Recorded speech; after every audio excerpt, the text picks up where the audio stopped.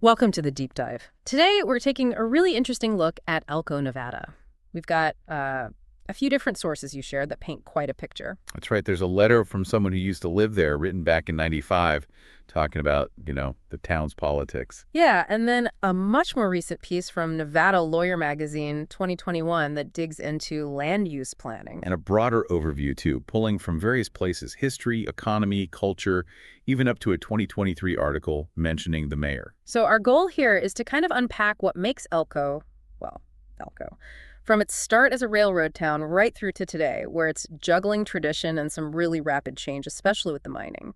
Exactly. And it's Well, definitely not just some dot on the map, is it? yeah. The sources show this place with, well, incredible scenery, but also this deep history tied to the railroad, mining, ranching. And a unique mix of cultures, too. We want to see how all that shaped its identity and the challenges it's dealing with now. Elko's story, really, it's like a mini version of the American West's whole development. You see industry, resources, community identity, all sort of bumping up against each other. Constantly reshaping things. Yeah, physically and culturally, it's much more than just a stop on I-80. Okay, so let's dive into the beginning. The sources make it super clear Elko wasn't some slow organic settlement. It was like, boom, railroad town. Precisely. December 1868, the Central Pacific Railroad is building east, and they basically just decided, here's a town. Along the Humboldt River. Strategic, right? Absolutely strategic. It was picked specifically to be the supply hub, the freight center for all the mining camps popping up, and the cattle ranches spreading out nearby. And the railroad wasn't just passing through. They were actively town building, platting it out, selling lots. They were invested in creating a customer base, basically. It wasn't totally unique for railroads, but the speed at which Elko popped up, that suggests they really saw its potential as a regional center. And how fast are we talking? Well, within a year, 1869, you had something like 60 tents, but also more permanent buildings, including, get this, 45 saloons. 45. Wow. Okay, that tells you something about the early days, doesn't it? Maybe a bit rough and ready. Definitely paints a picture of a frontier boomtown. Priorities, right? Yeah. And it quickly got official status, too. Elko County seat by March 69. And they built a proper brick courthouse pretty fast. Yep. Then just a couple of months later, May 69, the big one, the Transcontinental Railroad is completed. Suddenly, Elko's plugged into the whole country. That connection must have been huge. Opened everything up. Transformative is the word. Not just for people moving in, but for getting those resources out. And interestingly, another railroad, the Western Pacific, came through later, 1908. Creating its own problems, I gather. Traffic. Yeah, apparently caused quite a bit of congestion right through town. Took them until the late 70s, early 80s to finally sort it out with something called Project Lifesaver. Project Lifesaver. Sounds dramatic. Well, they actually moved the river, the Humboldt, and relocated the tracks. It shows how Elko kept having to adapt to growth, even growth driven by that original railroad connection. So railroad is key. But another big piece early on was ranching, wasn't it? Oh, absolutely. Almost right alongside the railroad and the first mining rushes, ranching became this major economic pillar. And importantly, a cultural one, too. It sounds like it offered a bit more stability compared to the mining lottery. Exactly. Mining could boom and bust, but ranching provided a more consistent base. By the early 1870s, Elko was already the economic heart of northeastern Nevada's whole-range livestock scene. The cattle kings. Yep, those vast open ranges in Elko County were perfect for it. And these big ranchers, the so-called cattle kings, they held a lot of sway, economically and politically, in those early years. And that influence might have lingered, right? Thinking about that 1995 letter suggests maybe the ranching perspective held on even as mining grew. It seems plausible. It points to that interesting mix of forces shaping the town right from the start. It wasn't just one thing. Railroad, mining, ranching, all interacting. Exactly. The railroad lit the fuse, mining brought the fireworks, but ranching built a more solid foundation, maybe. Yeah. And a culture that's still very visible today. That interplay is really key to understanding Elko. Okay, let's talk more about those mining fireworks, because the history of gold there is definitely one of big ups and, well, big downs. Classic boom and bust. There was an early downturn back in 1882 that hit Elko hard, part of a bigger Nevada depression. Shows you the risks right away. Then the Great Depression in the 30s must have hurt too. Yeah, sharp decline in metals. Although, interestingly, the government setting a higher gold price in 33 did help a bit, gave it a small boost. And gambling was legalized around then, 31. Did that take off in Elko? The sources suggest it was slower to catch on in Elko compared to, say, Reno or Vegas. Hmm. Maybe that ranching or mining focus kept it different. It wasn't really until the 80s that things exploded again, right? The Carlin Trend discovery. Oh yeah, the Carlin Trend changed everything. Massive boom, huge growth for Elko. But true to form. Bust followed. Late 90s, gold prices dropped. Yep. Hardship again. Right. It just hammers home that vulnerability, doesn't it? When your whole economy rides on one commodity price set somewhere else in the world. It makes planning hard. Infrastructure, schools, all that stuff. Incredibly difficult. Yeah. That boom-bust cycle is the backdrop for Elko trying to diversify now. They've lived through it too many times. And the Carlin Trend wasn't just more gold. It was different gold, needing different methods. Exactly. That was the technological leap. This wasn't finding veins of gold you could see. It was disseminated gold. Tiny, microscopic flecks scattered through huge amounts of rock. You couldn't just tunnel in. Nope. You needed massive open-pit mines to move mountains of ore. And then the real key was heap leaching. Explain that a bit. Basically, you pile up the crushed ore in enormous heaps, then drip a chemical solution, usually cyanide, through it. The solution dissolves the gold you collected at the bottom, and then extract the gold from the solution. And that worked for low-grade stuff. Made it profitable. They got it working commercially at Carlin around '79.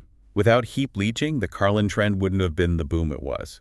It's a great example of technology unlocking an economic wave. And that scale, that technology, it brought in the big players, didn't it? For sure. That's when you see the major international companies arrive. Newmont, Barrick, the ones who eventually merged to become Nevada Gold Mines. Making Elko the capital of Nevada's gold belt. Undisputed. That cemented its place globally. But there's another tech angle now. Automation. Ah, yeah. Driverless trucks, remote operations. Right. It boosts efficiency. Safety, too, they argue. But it definitely raises questions, big ones, about jobs. What happens to the workforce in a town built on mining jobs if the mines need fewer people? That's a huge question hanging over the future. Which leads us right into Elko's economy today. Mining, especially gold, is still king. Right. Undeniably. Nevada Gold Mines, NGM, it's the world's biggest gold mining complex and the largest employer by a mile. Those 2020 numbers, over 7,000 employees, that's massive for the region. Huge. And back in 2015, mining in Elko and next door Eureka County was almost a quarter of all jobs. It just dominates the regional economy. And the pay is good, relatively speaking. Yeah, the median earnings are significantly higher than in most other local sectors. That money flows to the whole community. It's not just the miners themselves either. There's this whole ecosystem of local businesses supporting the mines. About 500 of them, the sources mentioned. Suppliers, maintenance, services. They all rely on the mines being busy. It's deeply interconnected. So if mining sneezes, the whole town catches a cold. Exactly. Which is why there's this growing interest in other minerals nearby. like lithium and rare earths. Yeah, there's active exploration happening. Peloton minerals, surge battery metals. Still mining, still extractive, but maybe it offers a slight hedge. Diversification within the sector, perhaps? But they're also looking beyond mining entirely, aren't they? Trying to build up other things. Definitely seems like a conscious effort. Gaming is there, of course. Yeah. But also tourism really leaning into the cowboy poetry gathering, the Basque festival. Using its location, too. I-80, the railroad. Logistics. Right. Transportation, warehousing. Plus things like Great Basin College, government jobs, trying to build more legs for the stool, you know. Makes sense. You can't rely on gold forever. That multi-pronged approach is vital. Leveraging what they have, culture, location, while chasing new stuff like renewables or maybe even data centers. It's about building resilience. Okay, let's shift gears a bit. Talk about the people, the culture. It sounds like a really complex mix shaped by all these economic ways. Absolutely. Every boom brought a new influx of people. The Carlin Trend era saw huge population growth, changing the demographics. The numbers showed a significant Hispanic Latino population now, alongside the white, Native American, and Basque communities that have been there longer. Exactly. And you have this interesting dynamic, maybe hinted at in that 95 letter, between the older, perhaps ranching-rooted families and the more transient mining workforce. Different priorities, different levels of maybe civic engagement. That's common in boom towns. People there for the long haul versus those maybe just there for the job.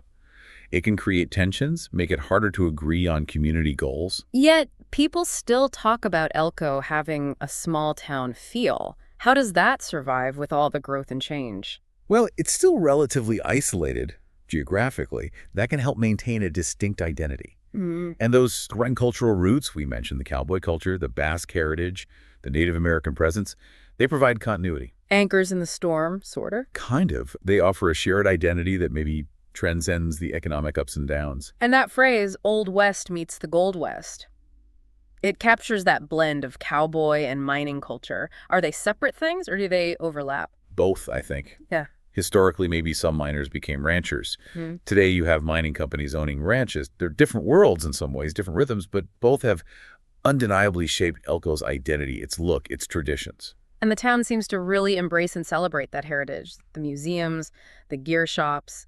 Yeah, the Northeastern Nevada Museum, the Cowboy Arts and Gear Museum, places like Capriola's, Mm. they're important institutions, and the National Cowboy Poetry Gathering is huge. It's become their signature event, hasn't it? Puts them on the map nationally. Definitely. It's a major effort to keep those Western traditions alive and relevant, a real anchor for that part of their identity. Then you have the Basque community, deep roots there too. Very deep. The Elko Izkaldunak Club, the National Basque Festival since the early 60s, their food is legendary. The Star Hotel, Ogi Deli, Biltoki. It's a really distinct cultural thread. It absolutely is. Yeah. Language, dance, food, the whole story of immigration and maintaining their culture. It's woven right into the fabric of Elko. Oh, and the arborglyphs. The tree carvings. Yeah, left by Basque sheepherders decades ago. Like a historical record etched into the landscape. Fascinating stuff. And we absolutely have to acknowledge the Native American community, primarily the Western Shoshone, the new people. Their history goes back furthest of all. Way before the railroad, before the miners. The Elko Band Colony is right there, established officially around 1918, finalized in 31. They had the annual Timok powwow, efforts to keep their language alive. And ongoing advocacy too, right? Around treaty rights, land issues, the Treaty of Ruby Valley. Yes, the 1863 Treaty of Ruby Valley is still a very significant issue. Their connection to the land, their cultural preservation, their fight for treaty rights.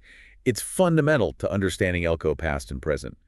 Their voice is critical in any discussion about the region's future. Okay, turning to politics and how the town runs. City council, city manager setup. Pretty standard. Yeah, for a city its size, chartered since 1917, you've got the mayor, 4 council members elected, then key staff like the city manager or police chief appointed. And given everything we've discussed, the big political hot buttons must be land use, environment, mining rights. Has to be, especially with so much public land around 72% of the county, the sources said. You've got the State Environmental Agency, NDEP, overseeing mine permits, local commissions advising on natural resources. It's a constant balancing act. Between development and preservation. Always. And at the purely local level, it's about the nuts and bolts too. Road repairs, getting utilities out to rural spots, water rights, huge in Nevada, trash pickup. Zoning, planning for growth. Right. How do you grow without losing that character everyone talks about? You can bet there's a whole range of opinions among residents on how to strike that balance. How involved are people generally? Does the community engage much in local politics? The sources didn't give specific turnout numbers, but you'd expect it follows state trends higher in big elections. But the mention of active service clubs and community groups suggests there is civic involvement, people wanting to contribute. And decisions made way down in Carson City, the state capital, must ripple through Elko significantly. Oh, absolutely. State laws on mining taxes, that net proceeds of minerals tax is crucial. Plus, education funding, environmental rules, healthcare policy, highway funding for I-80. It all shapes Elko's reality. Let's talk infrastructure and growth. Mining companies obviously build their own stuff. Yeah, huge investments in water treatment, pipelines, the mines themselves. For the wider community, it's about the basics. The railroad, I-80, the airport, they're the lifelines. And the city's trying to plan master plans, downtown redevelopment. Right, the planning department, the redevelopment agency, they're tasked with managing growth, trying to keep it sustainable, trying to revitalize areas like downtown. And a big part of that is dealing with the environmental side of mining. Regulations, reclamation plans. Exactly. NDEP and the Bureau of Land Management, the BLM, have rules. Mines need detailed plans for operation, closure, cleanup. They have to put up money, financial bonds to guarantee the cleanup happens, water management, air quality, wildlife protection. It's complex. But managing public services with that fluctuating workforce we talked about, that must be tough. Housing especially. Huge challenge. Housing shortages, rising costs. It's a classic boomtown problem. Then there's healthcare access, maybe more demand on social services, schools needing to adjust, strain on water and sewer systems. It puts pressure on the whole system. It really does. Providing consistent services when the population might swing significantly with the price of gold, that's a core challenge. So pulling it all together, what are the biggest hurdles Elko faces looking ahead? I'd say the top ones are that continued deep reliance on mining, which makes diversification so critical. Then, the environmental legacy and ongoing impacts of mining. Workforce issues, automation, housing, social integration, healthcare access, and that constant tension. How to grow but stay Elko. But there are pathways forward identified, exploring lithium and REEs, attracting mining support businesses, new sectors. Yeah, those strategies are on the table, trying to leverage the mining expertise for related industries, building up logistics, maybe renewables, and definitely leaning into tourism with the cowboy poetry and Basque festivals as anchors. Using those cultural strengths. Exactly. They are real assets for diversification. Building a more resilient economy means playing to those existing strengths while actively pursuing new things. And what are those core identity pieces, the pillars that will likely keep shaping Elko, whatever happens? Well, that unique identity as a meeting point of Western cultures, cowboy, miner, Basque, Native American, its role as the main hub for that whole corner of Nevada. Its history, rooted in the railroad and ranching, in being a mining supply center, and the Elko Indian colony's enduring presence. Those are fundamental. The mining legacy itself, even if it changes form. It's baked in. It has shaped the land, the economy, the people for generations. So, wrapping up, Elko's future really boils down to navigating this tricky path, doesn't it? Diversify the economy, deal with the environmental side, and hold on to that unique culture through it all. That's the challenge and the opportunity in a nutshell. Elko's story isn't unique in the sense that many resource towns face this, but the specific blend of factors there makes it a really compelling case study in adaptation and resilience. So, key takeaways for you listening. Elko's journey is this incredible blend of boom, bust, tradition, and change. It's all tied up in the resources of the West. From its railroad beginnings through the dominance of gold, it's always had to adapt. Right. And now the big task is diversifying away from that heavy reliance on gold while somehow preserving its unique cultural mix and dealing with the environmental questions that inevitably come with large-scale mining. It really makes you think, doesn't it? Elko's path raises big questions about long-term sustainability for any place built on pulling stuff out of the ground. How does a town so tied to one industry change course but still honor its past? Exactly. And this new interest in lithium and rare earths is that real diversification. Right. We're just swapping one type of extraction for another. It's a crucial question for Elko and honestly, for communities all over the globe facing similar shifts, definitely something to mull over.